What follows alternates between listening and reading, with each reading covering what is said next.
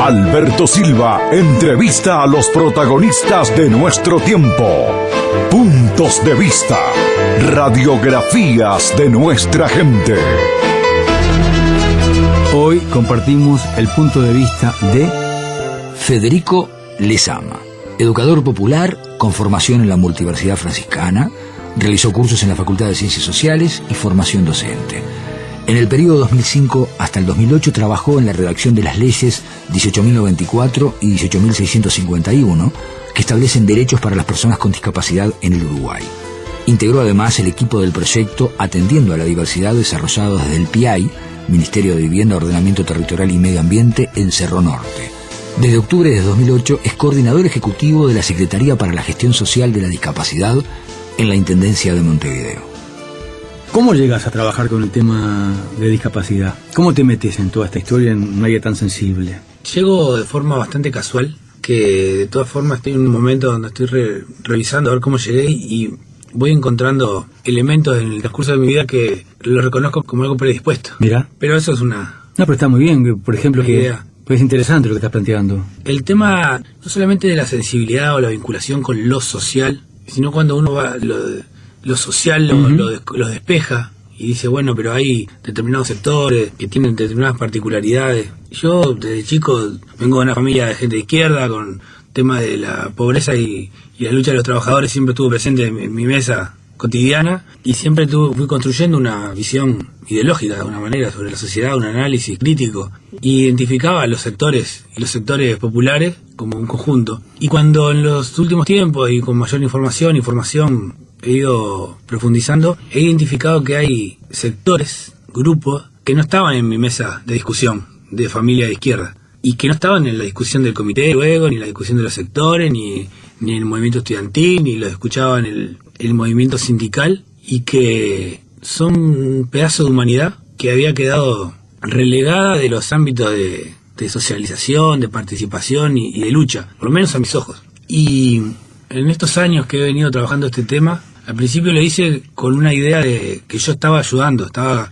colaborando con un sector postergado. Y después me vengo dando cuenta de que es brutal la vida de esta gente y el aprendizaje que he tenido, la resignificación de mi propia concepción de lucha. Y ahí donde digo que con esto de otra manera es como que tenía la sensibilidad, o he tenido como una preocupación por el conjunto de los sectores de la sociedad, del cual me siento parte como trabajador, como estudiante, me siento parte de los sectores populares, y a través también de la educación popular, a través de Revelato, aprendí a leer la realidad de una manera más detallada, claro, con mayor profundidad.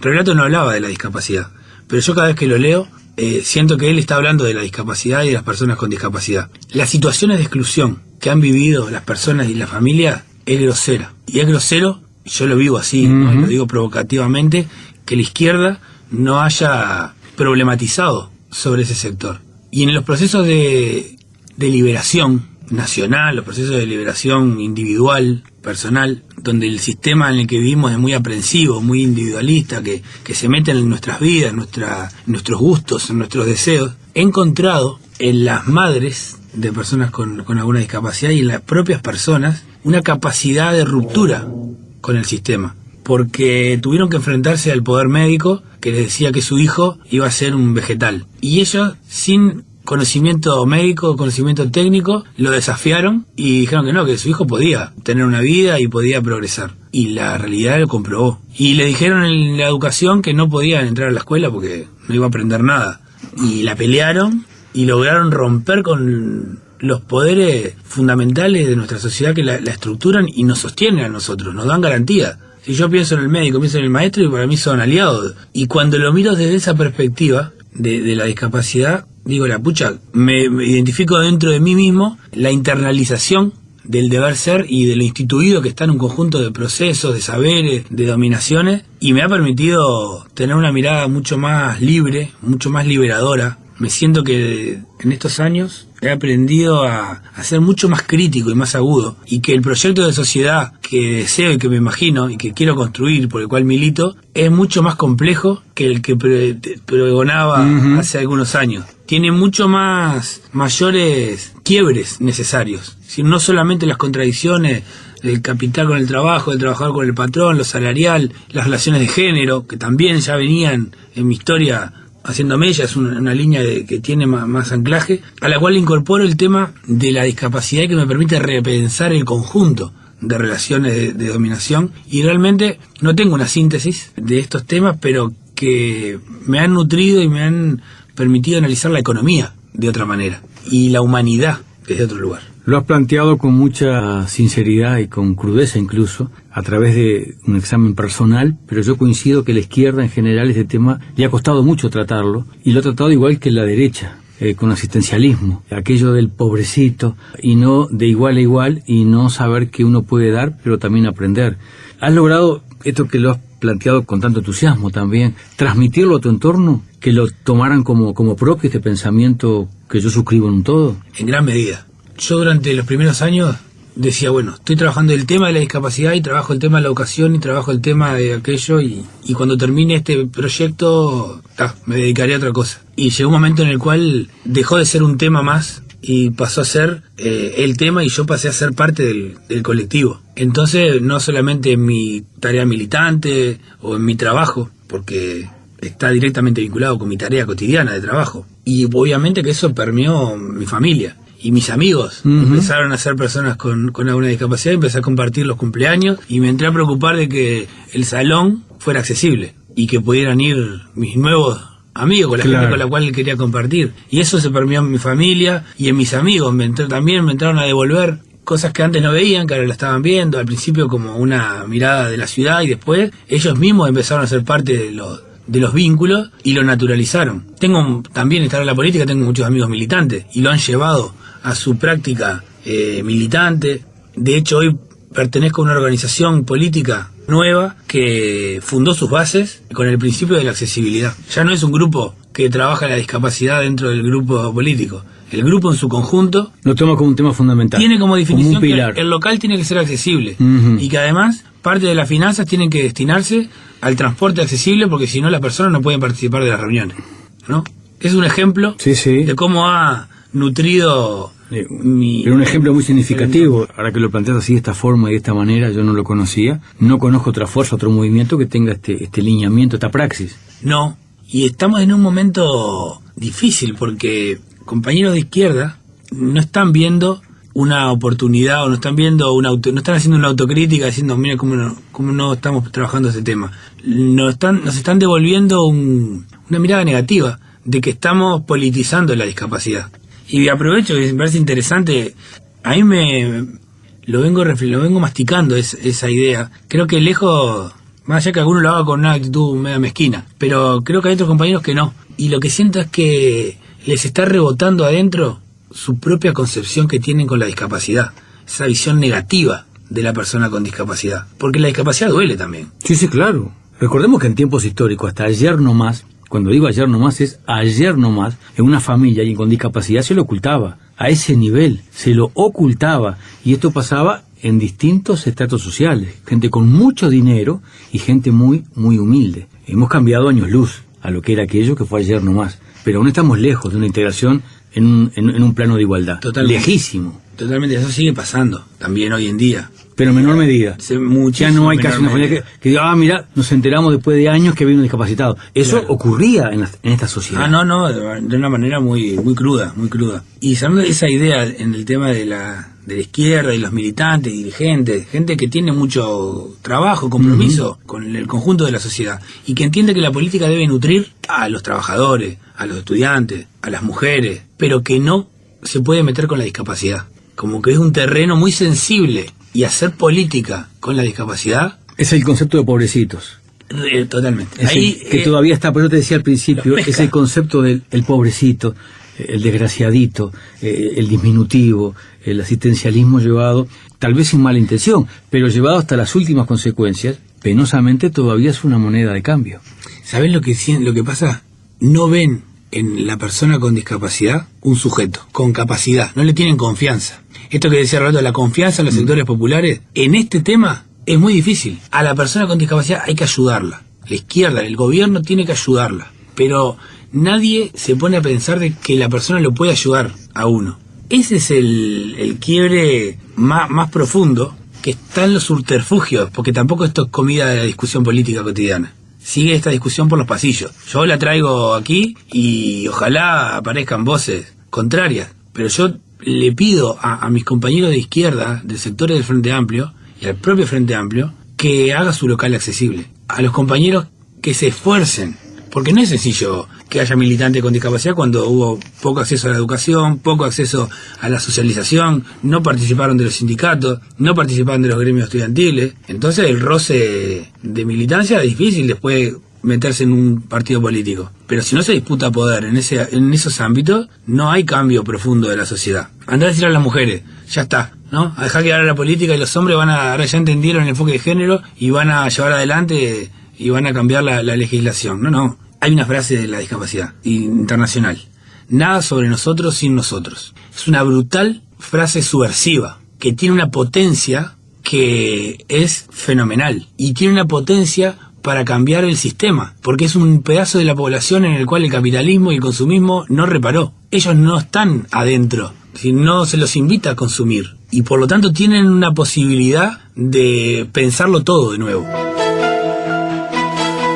Estamos compartiendo el punto de vista en la mañana de hoy del coordinador ejecutivo de la Secretaría para la Gestión Social de la Discapacidad de la Intendencia de Montevideo, Federico Lezama.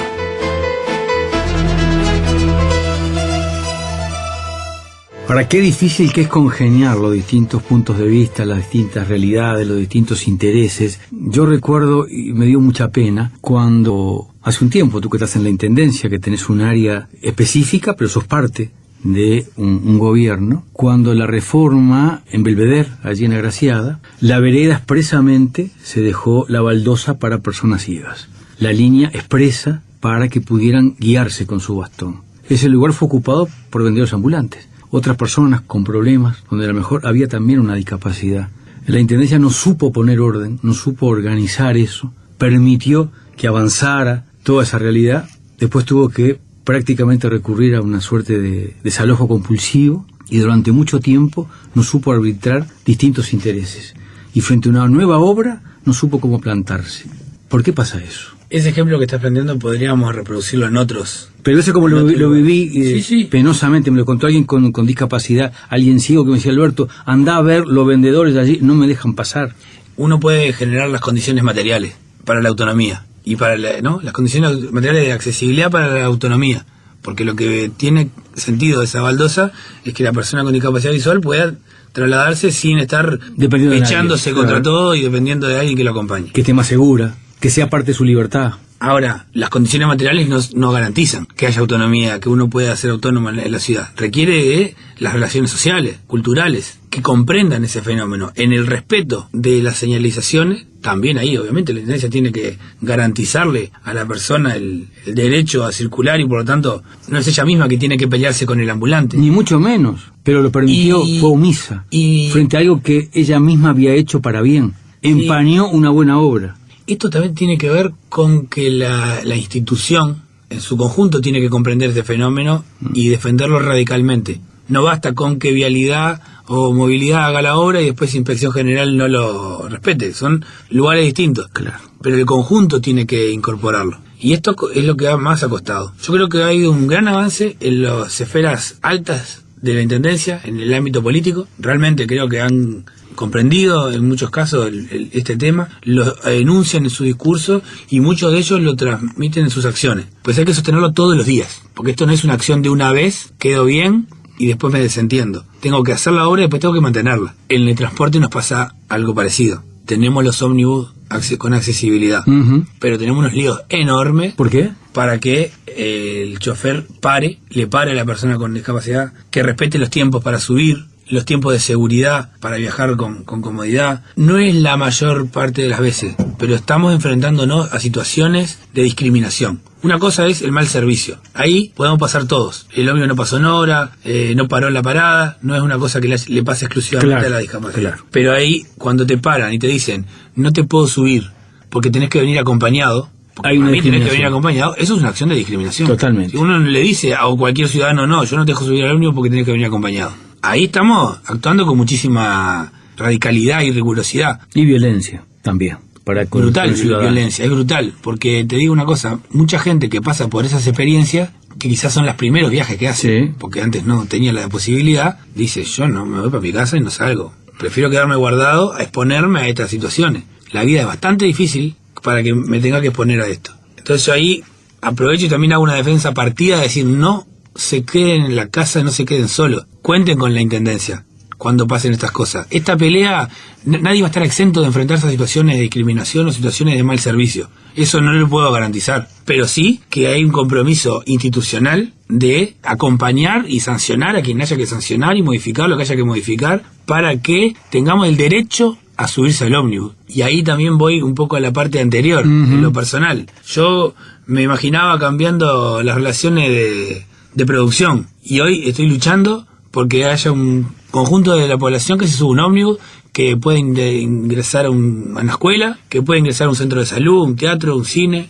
Desde tu área, ¿qué pueden hacer y qué hacen?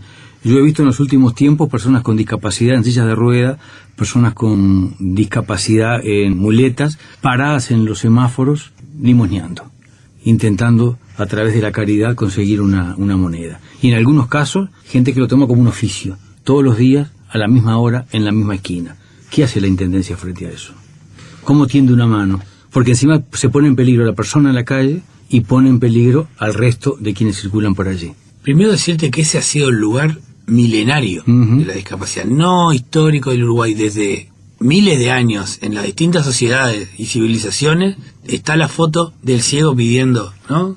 Pero no había tanto, me parece, había niños, que ahora no hay, y sí he visto, yo no había visto tanta gente en silla de rueda como ahora veo en esquinas. No son tantos, te puedo poner 3 casos puntuales. Lo conozco, con cada uno de ellos hemos ido a hablar, y le hemos planteado acceder a los programas, a las situaciones, las pocas propuestas, las escasas propuestas que tenemos, pero que algunas hay. Casi todos los casos nos pasa como cualquier otra persona en situación de calle, con el agravante de que al tener una discapacidad hay mayores riesgos de salud de la propia persona, en fin, sobre todo de salud, porque la exposición y el frío, hay muchos factores que pegan mucho más fuerte en la discapacidad. Y es gente que ha desarrollado una estrategia de vida en la calle y que no quiere o no logra engancharse con otro proceso. También es muy difícil generar vínculos en otros ámbitos. No tenemos hogares o pensiones o programas que puedan atender estas particularidades. ¿Y no habría que construirlas, que crearlas? Totalmente, y yo le pongo una ficha enorme al Sistema Nacional de Cuidado en ese sentido. Hay una diferencia, el Sistema Nacional de Cuidado atiende a la persona con dependencia. En estos casos, un hogar para una persona con una discapacidad dependiente que no tiene otros vínculos sociales, eso es sistema de cuidado. El asistente personal, en el caso que lo necesite, eso es sistema de cuidado. La accesibilidad en transporte no. La accesibilidad en la escuela, la accesibilidad en el hospital, la accesibilidad a la cultura no es sistema de cuidado. Entonces, está buena la pregunta y la propuesta porque nos permite también meter otro tema de discusión de actualidad, que es la relación entre el sistema de cuidado de la persona con discapacidad y la política de discapacidad, como dos cosas distintas. Quien piense que el sistema de cuidado va a atender todos los problemas de la persona con discapacidad, está pensando desde el enfoque asistencialista caritativo, porque lo posiciona, lo ubica en un lugar de dependencia, y no entiende que una persona ciega no es dependiente, y no entiende que una persona en silla de rueda que pueda movilizarse por sí misma no es dependiente.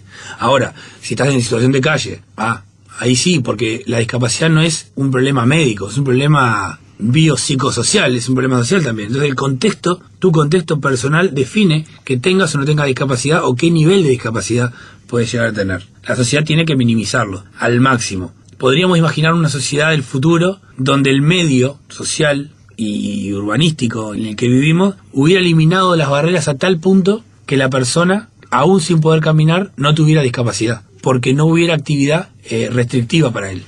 El otro día me contaban de un muchacho, aquí en 18 de julio, muy cerca de la radio, le faltan los 2 brazos, también sus extremidades en las piernas, está allí pidiendo una moneda, y cuando alguien se arrima a conversar con él, dice que desde el Estado no le quieren dar absolutamente nada.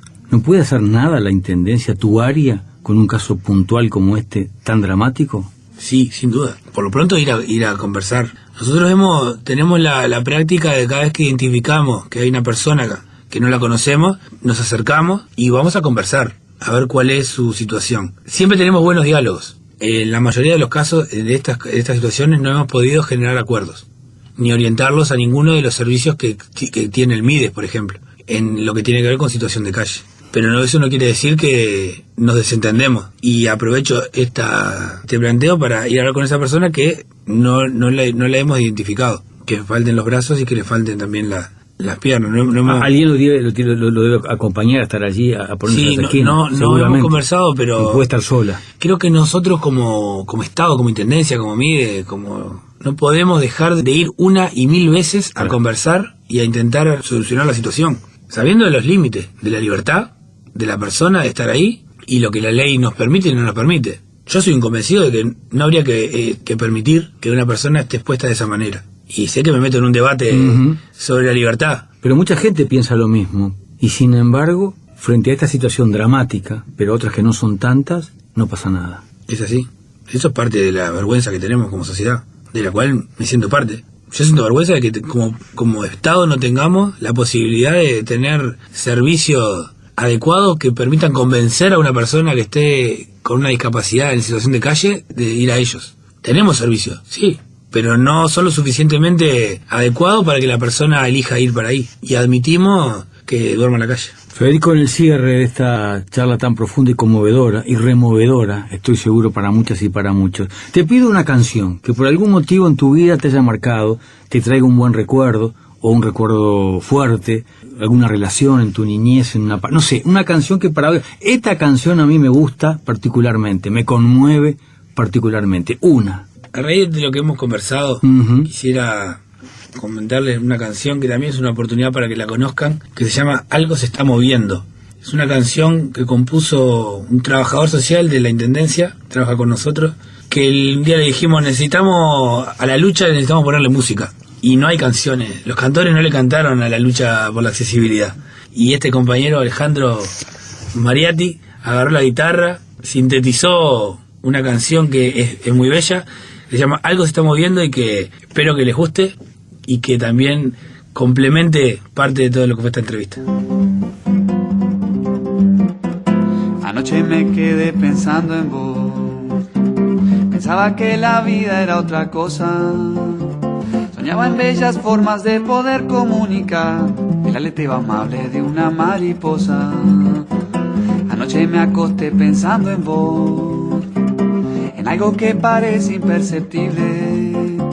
Son cosas que convocan la razón y el corazón, algo que se vuelve imprescindible. Hemos compartido en la mañana de hoy el punto de vista del educador popular formado en la Multiversidad Franciscana, coordinador ejecutivo de la Secretaría para la Gestión Social de la Discapacidad en la Intendencia de Montevideo, Federico Lezama. Ponete las pilas, haceme el favor, pensemos un mundo donde entre con vos. Pensá en lo accesible, pensá en la inclusión, no dejes afuera a tu corazón. Ponete las pilas, haceme el favor, pensemos un mundo donde entre con vos. Pensá en lo accesible, pensá en la inclusión, no dejes afuera, no dejes afuera a tu corazón.